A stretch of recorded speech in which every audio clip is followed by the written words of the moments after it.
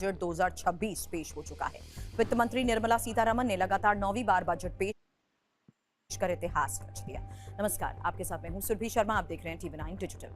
करीब 1.5 घंटे के अपने भाषण में स्वास्थ्य, शिक्षा, इंफ्रास्ट्रक्चर, टैक्स और रेलवे हर सेक्टर को लेकर बड़े ऐलान हुए। लेकिन बजट के इन आंकड़ों के बीच एक ऐसा संकेत छिपा है जो हर आम रेल यात्री की जेब से जुड़ा है। क्या आने वाले दिनों में रेल टिकट महंगी हो सकती हैं? क्या जनरल और स्लीपर क्लास पर असर पड़ेगा?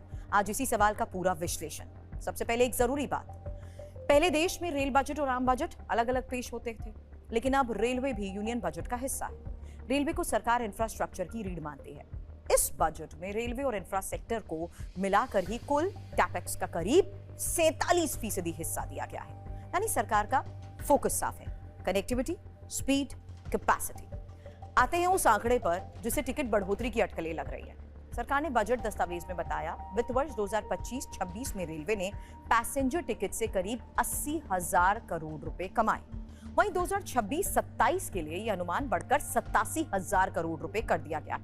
अब सवाल ये उठता है, अगर यात्रियों की संख्या वही रहती है और कमाई बढ़ाने का अनुमान है, तो क्या इसका मतलब है टिकट के दाम बढ़ सकते हैं? यही वो सवाल है जिस पर अब चर्चा तेज हो गई है। एक बात साफ समझिए, बजट में टिकट बढ़ाने का कोई सीधा ऐलान नहीं किया गया। ये सिर्फ अनुमान और विश्लेषण है। रेल टिकट बढ़ाने या ना बढ़ाने का अंतिम फैसला रेलवे बोर्ड करता है।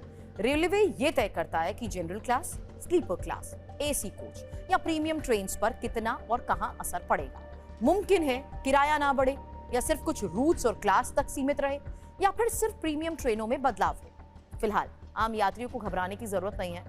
अब बात करते हैं इस बजट के सबसे बड़े रेलवे ऐलान की भी, क्योंकि वित्त मंत्री निर्मला सीतारमण ने घोषणा की, देश में 7 नए हाई स्पीड रेल कॉरिडोर बनाए जाएंगे। इनका मकसद है बड़े शहरों को औद्योगिक इलाकों से जोड़ना, IT हब्स को मैन्युफैक्चरिंग जोन से जोड़ना, धार्मिक और सांस्कृतिक शहरों तक तेज पहुंच बनाना। कॉरिडोर्स के जरिए जिन प्रमुख शहरों को जोड़ा जाएगा उनमें शामिल है मुंबई, पुणे, हैदराबाद, बेंगलुरु, चेन्नई, दिल्ली, वाराणसी, सिलीगुड़ी। यानी देश के फाइनेंशियल हब, IT हब और इंडस्ट्रियल बेल्ट एक नए रेल नेटवर्क से जोड़ेंगे। सरकार का दावा यह है कि सफर तेज होगा, लॉजिस्टिक्स सस्ते होंगे, रोजगार बढ़ेगा, क्षेत्रीय विकास को रफ्तार मिलेगी। जानकार ये मानते हैं कि हाई स्पीड रेल कॉरिडोर सिर्फ सफर नहीं बदलते, बल्कि अर्थव्यवस्था की दिशा को भी बदलते हैं। लेकिन इतनी बड़ी परियोजनाओं के लिए रेलवे को चाहिए ज्यादा निवेश, ज्यादा मेंटेनेंस और ज्यादा रेवेन्यू। इसलिए यात्री किराए को लेकर अनुमान भी लगाए जा रहे हैं। कुल मिलाकर बजट में रेल टिकट बढ़ाने का ऐलान नहीं हुआ, लेकिन आंकड़े संकेत जरूर दे रहे हैं। हाई स्पीड रेल कॉरिडोर बड़ा गेम चेंजर हो सकता है। अंतिम फैसला रेलवे के हाथ में है। जैसे ही रेलवे टिकट को लेकर कोई आधिकारिक फैसला रखेगा, सबसे पहले हम आपको अपडेट करेंगे। फिलहाल आप क्या सोचते हैं? क्या रेल टिकट बढ़ने चाहिए? सरकार को आम यात्रियों को राहत देनी चाहिए? ये बड़े सवाल हैं और इन्हीं सवालों पर आप अपनी राय हमें कमेंट बॉक्स में जरूर बताएं। वीडियो पसंद आया तो करें लाइक और साथ ही चैनल को करें सब्सक्राइब।